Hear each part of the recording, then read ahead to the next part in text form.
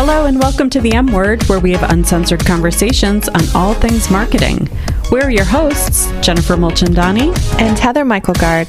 For Season 2, our conversations are focused on brand. Listen in for ideas you can use for your brand. Enjoy today's episode. Today on the M Word, Heather interviews Jennifer on Arlington Strategy's 10th year anniversary. Enjoy the show. Hello and welcome to the M Word. This is Heather, and today we're doing things a little bit differently. I am interviewing Jennifer. Hi, Jennifer. Hi, Heather.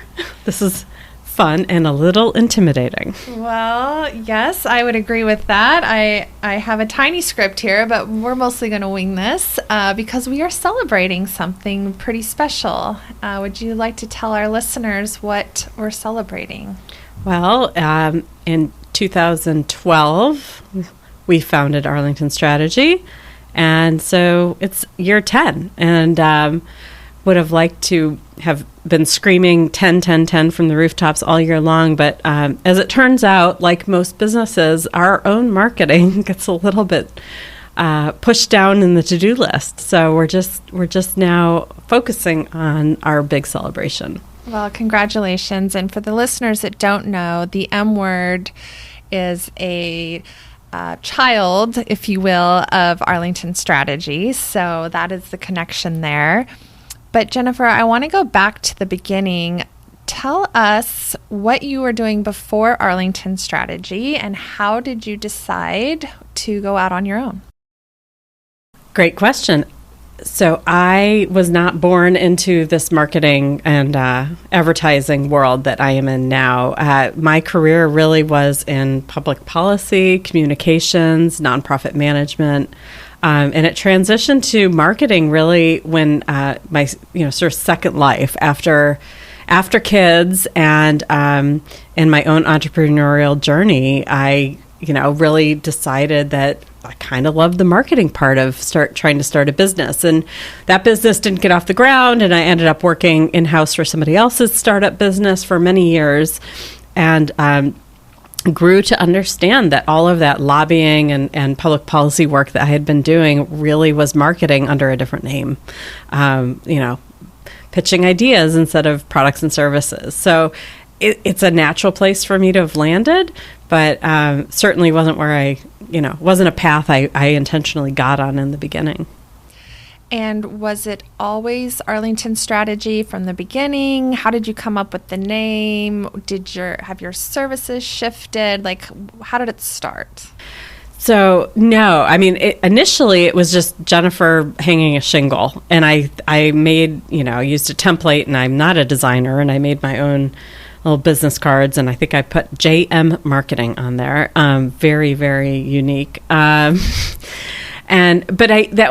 it wasn't my intent that was going to be for sure what was staying. But I was trying to figure it out, needed to start getting business. So our first few clients were actually, just me, myself, and I, basically, while I was trying to figure out the brand. And I did know almost immediately that I wanted it to be a brand that wasn't my name, because I didn't want it to only exist with me.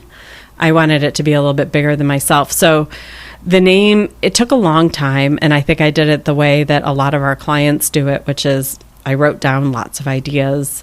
I asked friends and family to write down ideas and share me ideas, and I would go like a week or two with thinking it was going to be something, and then I'd be like, I hate that name, and then it would be something else, and I would just keep it on the refrigerator, and I think it was actually, so I liked the idea of the word Arlington being in there. I have a really strong sense of place here, where I've lived for 22 years. And I wanted it to, I liked the word strategy. I didn't know it was going to be in the brand. And I think it was my husband who suggested, why not just call it Arlington Strategy then? And I was like, yeah, if Boston Consulting Group, can be bigger than something that's in Boston, like, why can't I use the name Arlington? So it evolved and came through. And then it was my sister-in-law, who is a really talented brand designer, a graphic designer, and web developer. She has an agency up in New Jersey. She created our brand identity, and there we go. That's how we started with Arlington Strategy. Do you remember who your first client was? Yes. So my first couple clients were small, like solopreneur consulting gigs, and they were businesswomen who I'd met through the preschool network, which, we all have our networks we have to tap, and I spread the word to this network that I was going to do this work. And so my first couple of engagements were for them and their early businesses. And then my friend and client, Catherine, made a referral to Michelle Scott, the owner and director at Tutoring Club of McLean, which was the first established, business with, brick and mortar clientele. And I started working for Michelle that summer. Actually, it was before I had the legal name Arlington Strategy, because we had to redo our agreement when I had the name. So, and we, Arlington Strategy, ended up supporting Tutoring Club of McLean for many years, and she grew and expanded her staff and brought her marketing in-house, and it was like a wonderful example of being able to help somebody invest in their own growth and brand. And today, Arlington Strategy is a full-service marketing agency. Has that always been the case? Oh, gosh, no. I think if you had asked me 10 years ago, like, what that even meant, I probably didn't know. And honestly, there's probably things we're not delivering that we could be that I just don't even have the wherewithal to deliver right now. But we do consider ourselves now very comprehensive. I've built a very trusted network of both our internal team, but also, some of our technical vendors who are as much of our team as everybody else, to deliver around the edges, if you will. The goal was really that if you were going to hire us, we were going to manage, even if it's managing third and fourth party vendors, but that you didn't have to hire us and go hire a designer and go hire a web developer and hire someone doing SEO and hire, on and on and on, that we would build the team custom to each client. And so I liked that because the streamlined nature, just, if I'm going to solve a problem for a client, part of it's going to be, you don't have to manage as many vendors. Let me manage all the people delivering to you. So it was a little bit like that. But then it really has grown, and we now see ourselves as comprehensive brand managers. And to really manage a brand means you have to touch web, you have to do digital, you have to do paid advertising, you have to do email marketing, and so on and so forth. So adding all of that capability and all those tactics grew out of wanting to truly be brand focused and not only coming in and doing a piece of the marketing that somebody might need. Right. What I like that you said something about, you used your initials to begin with, but you started. I think so many times entrepreneurs, business owners, they get stuck and they want it to be perfect, and you jumped in with 2 feet and got the work, and then reiterated later and had to change your name later, but you still had the work coming. Yep.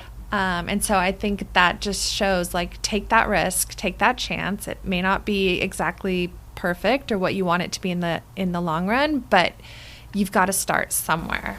You do have to start somewhere, but that feeling of wanting to be perfect was strong. Like having a conversation with a potential client and needing to feel that I had all the answers in that sales meeting up front and to tell them all my great ideas.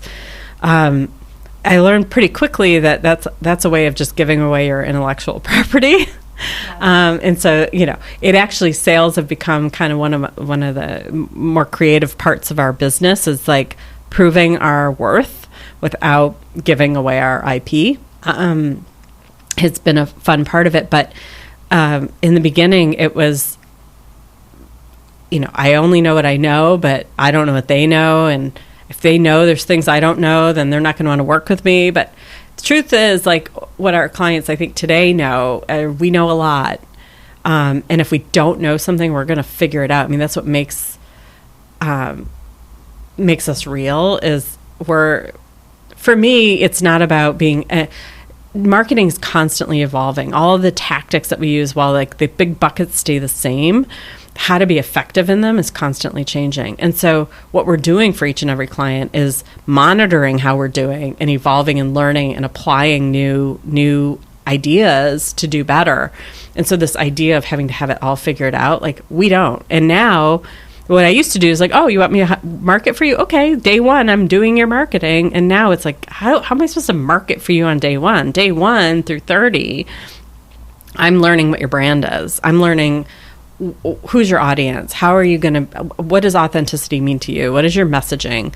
And then we can market. Then we can like take ideas and tactics to that audience, but we can't do that day one. And so that's the difference. That's the learning. And because you fake it in the beginning, then you realize, like, maybe I should stop faking it and be more open about what this process needs to look like.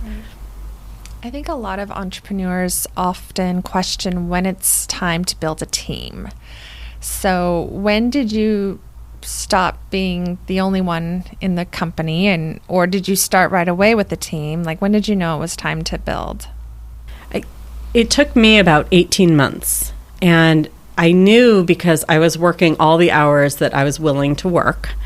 And I thought, if that's the most I can bring in on the business end of things, me at full capacity, then that's not a very good living, truthfully. And like, if I'm going to pay for childcare and having my kids in camps and things so that I have, time to work, it better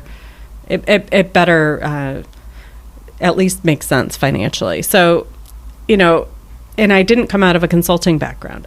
So this idea of having a sweet spot that, you have to have, 20 clients a year and X many staff to make it make sense financially. I'm still figuring out that model. There's not a playbook to know exactly and what your pricing strategy needs to be, and how much recurring revenue, how much project revenue. All of that got figured out and still in process figuring out. But that first employee really came from this idea of like, it has to be more than what I'm doing now. And let's see if I can make that work. And the first many years, where it was still a home-based business, I had no other full-time employees for years. It took years before I hired a full-time person. Everybody was part-time because I was too afraid to commit to that, like, bringing in a full-time person means salary and benefits regardless of what my revenue is going to be. But incidentally, it was when I finally made that switch is when the growth started to happen, because then I was also all in. And it was like, up until that point, it felt like it was sort of being cobbled together. But that's how we started. Was there ever a time that you wanted to quit? Mm-hmm. Yeah. Not like for more than a day at a time, but there's certainly been low points, and times of transition and change that felt like, wow, this is going to be really hard. Am I willing to do the next phase of hard? But luckily those have been few and far between compared to the feelings of camaraderie and personal growth and satisfaction and fun. And I'm a people person, and I love that my job and my role allows me to be around people. So I certainly want to keep doing it way more than I want to stop it. But yeah, I'd be lying if I said I hadn't fantasized about what I call a real job. Somebody else having to make payroll sounds nice. I think it's safe to say you definitely have a real job now. As far as your clients, how have they evolved or changed over the last 10 years? Or have they? Have they stayed the same? A little bit of the same and quite a bit of evolution. I mean, in the beginning, it was those first two friends who hired me were figuring out what they could build themselves. And, the thing with working with people at that stage of business is the same reason I wasn't hiring anybody. Like, you don't have revenue. They're not bringing in income. They're not the type of business that's investing. It's essentially being independent consultants. And you can't build an agency on the backs of independent consultants or solopreneurs. Now, we've done work for that contingency many times over the years, and we've been very good at that work. But it's most folks who are working in that realm aren't financing an outside agency to do marketing or communications.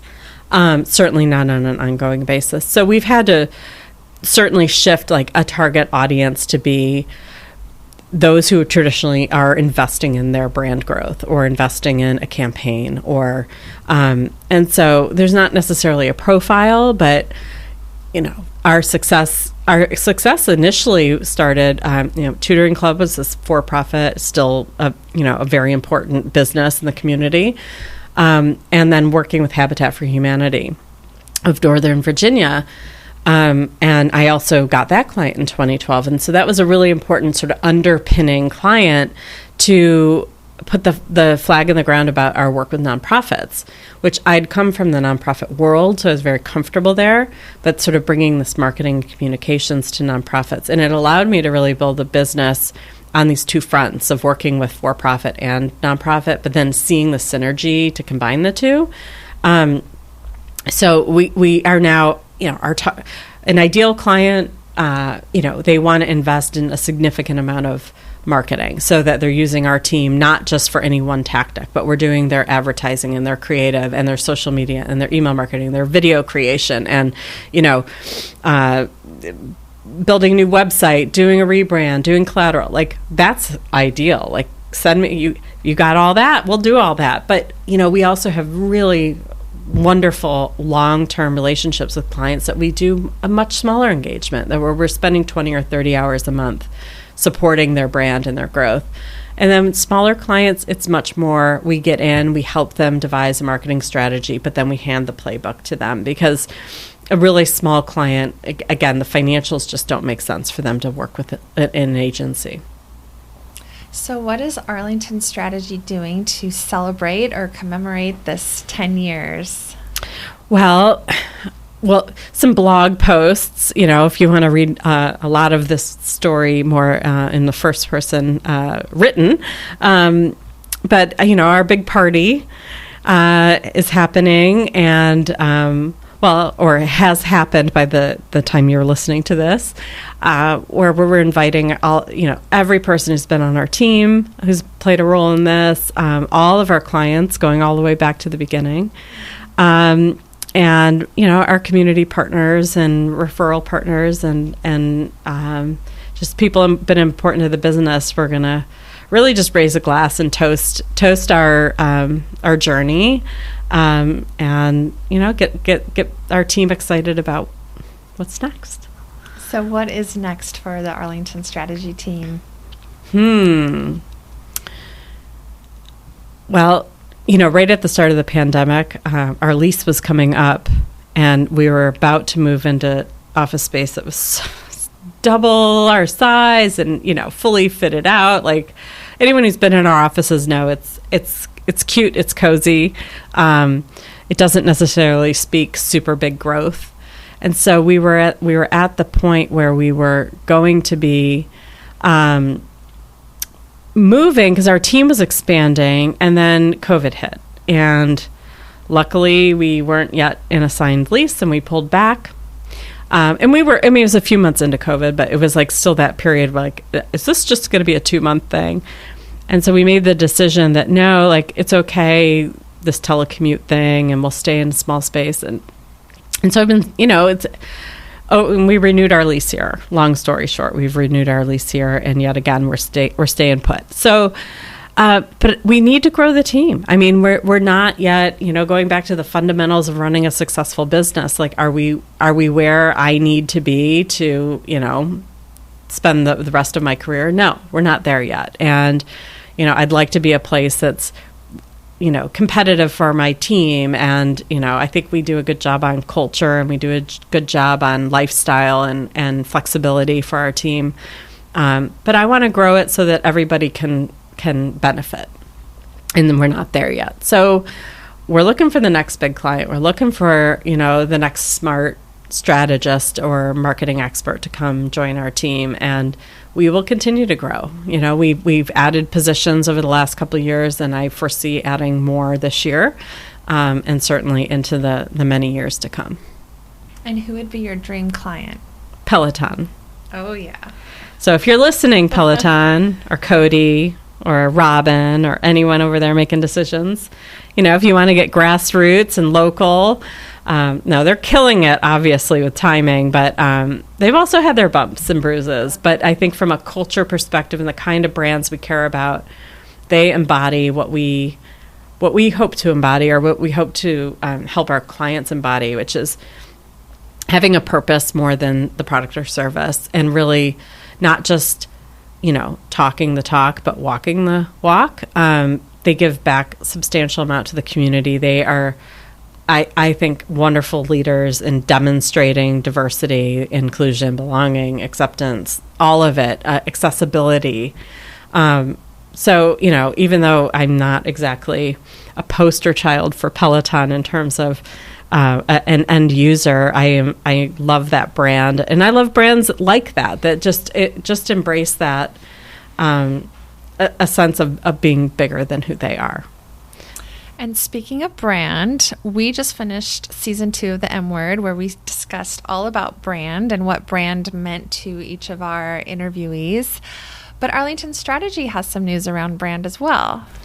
We do. And it was really fun listening to all of our guests talk about their brand journeys and rebranding and what does brand mean. And as we were thinking about our 10-year and what did we want to do with that and how do we want to mark this occasion. And I'll say, like, at the core, our brand had started evolving a few years back.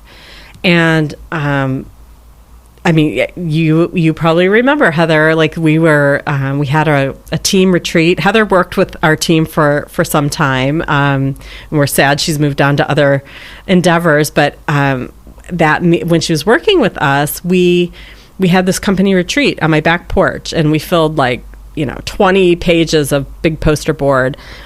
And I felt like it wasn't a rebrand beginning, but it was a honing how we talked about ourselves and how we talked about our clients and what made us special and different. And it allowed us an opportunity to go through this exercise with the team and start a conversation about honing our values. Like some of our team will tease me that, oh, well, yeah, our original values are because you were like, oh shit, we need values. And obviously I'm a principled person, but we hadn't articulated them. So years back, we were having an event and I wanted to be able to hang our values on the wall. So we went through a accelerated values process and we ended up with our values. So as we neared the 10-year, it was important that we went back, we checked it. Were those still representative? And they were pretty darn close, but they were missing some things. And one of the things that the team helped identify was they were missing a true action-oriented word. We talk a lot internally about social justice and women's rights and Black Lives Matter and, gay rights and abortion access and gun control, and we're not afraid to take these positions. And so this exercise was how do we move our brand to represent that? Because it's one thing for us to post on social media or share an article, or just be vocal about what we believe in, but is there a way the brand can represent that? And so it started with tweaking the values and adding in more of this action-oriented stuff into our core values that lives on our website. It's also in every single piece of collateral that goes out the door, whether it's a proposal or just a capability statement. We're kind of proud of who we are. And we're not going to be for everybody, but we wanted to be really clear about who we were for ourselves. And so that started us. We got our messaging and it took a long time. It took a long time because I didn't sit down and say, okay, for the next 6 months, here's our project plan. Not my personal greatest skill set, And we're committing to having this done. So it took a long time because it was like ebbs and flows as Jennifer, me, had time to respond to the team who was giving input and all this. So our process wasn't ideal. When I listened to our clients, like CFO Services, when Manny was talking about his process and Columbia Pike Partnership had a process, and like we didn't kind of have that process. It was more Jennifer's going to react to whoever puts stuff out. So it took a long time. So we got the messaging has evolved. We updated the website with the messaging and our proposals with the messaging. And then a long time ago at this point, I knew it was time for a new visual brand. And I still loved our brand. Every time I wanted to think about changing it, I was like, but I still love our brand. Like, it's the brand that got us going. It's our brand that's been around for 10 years. There was nothing wrong with it, but I was just ready for the next new thing, right? So it's not that it didn't serve us anymore, but I want the next fresh brand. And my husband said, he says, well, you're a branding agency. Like, shouldn't you kind of lead by example? Like, by rebranding every 10 years? Good point, honey. And the team got excited by the idea of a brand refresh. So it's not at this point, what's now available on our website and what you'll see on our collateral, I think it's very close. It honors like who we are. Our brand is not wildly different, but we wanted to bring in a little more color, primary color, as opposed to relying on the grays. And we wanted to punch it up with a little bit more modern flair. And we wanted a little bit more emphasis on strategy, which, is something you and I haven't talked about yet, but, our tagline has evolved over the years. And this messaging exercise that we did, we really are about changing the world for the better. And so we wanted to talk about that. And like in the early days, I think I wanted to be, well, everyone needs to know I'm in marketing because my brand name doesn't even have the word marketing in it. And so one of our early taglines was like marketing solutions that to help your business thrive, or something so generic and with no heart. And now it's evolved to thriving brands help create a better world. Like, so it's thriving brands for a better world is where our mission is. It's where our tagline is, and our logo is going to reflect that now, with the color and the modern font and the emphasis on strategy. So we're moving away from our speech bubble, which is like an icon that I'm in love with, and I'm sure we'll still have it somewhere, but really focused on that sort of strategic target. And that strategy is what sets us apart. I think it's a core differentiator for our brand. And now the logo, I believe, incorporates that.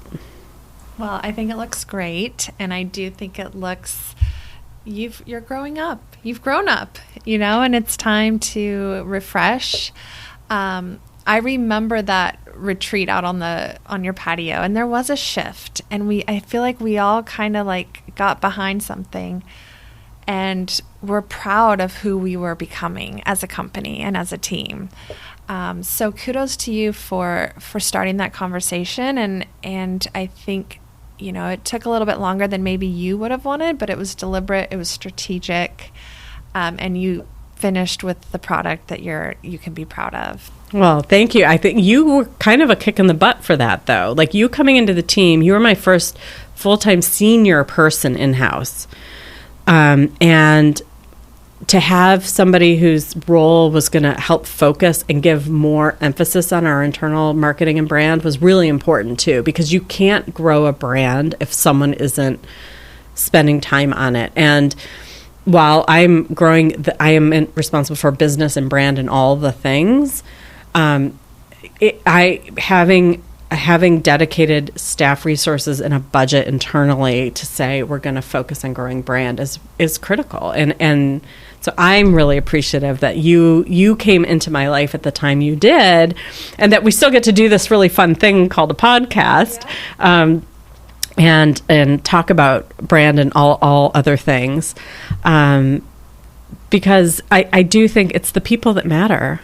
And our business and our brand, it's about people. We are not just a plug and play tech solution. We are my team getting to, roll up their sleeves and learn the inside outs of people's businesses and brands. And so it's about the people at the end of the day. And I'm really excited for where we are now because I think our brand finally reflects our people. Well, happy anniversary to Arlington Thank you. Strategy. It is an honor to have been a part of the team for the couple years that I was, and I'm excited that you and I get to continue to do this journey of the podcast together. And I'm excited to see where Arlington Strategy goes. I am too. And this podcast, because we're going to be talking about fuck-ups, right? Yes. Season 3. Season 3. So, which, I could probably just talk for every episode and share critical errors and things that I wish I'd done a little differently. But we're not going to make it all about us. It's a little odd having the tables turned here today, but I do think that it's an important way to help us really, again, make it about the people. And people are human and we make mistakes. So I'm looking forward to those continued conversations for our next season. Me too. Well, happy anniversary to Arlington Strategy, and to our listeners, we look forward to seeing you for season 3 coming up soon. Bye. Thanks for listening to this episode of The M Word. We'd love to hear from you. You can find us on Facebook, Instagram, LinkedIn, or Twitter. And we'd really love it if you would leave us a review. Until next time, don't be afraid to be uncensored. The M Word is an Arlington Strategy production hosted by Jennifer Mulchandani and Heather Michaelgard. Our theme music is Golden Reflections of the Sun by Vlad Glushenko. Graphic design by Kayla Fagan. Sound engineering and editing by Ben Mulchandani and Nina Sofia Pacheco. Editing by Nina Sofia Pacheco and Janelle Walters.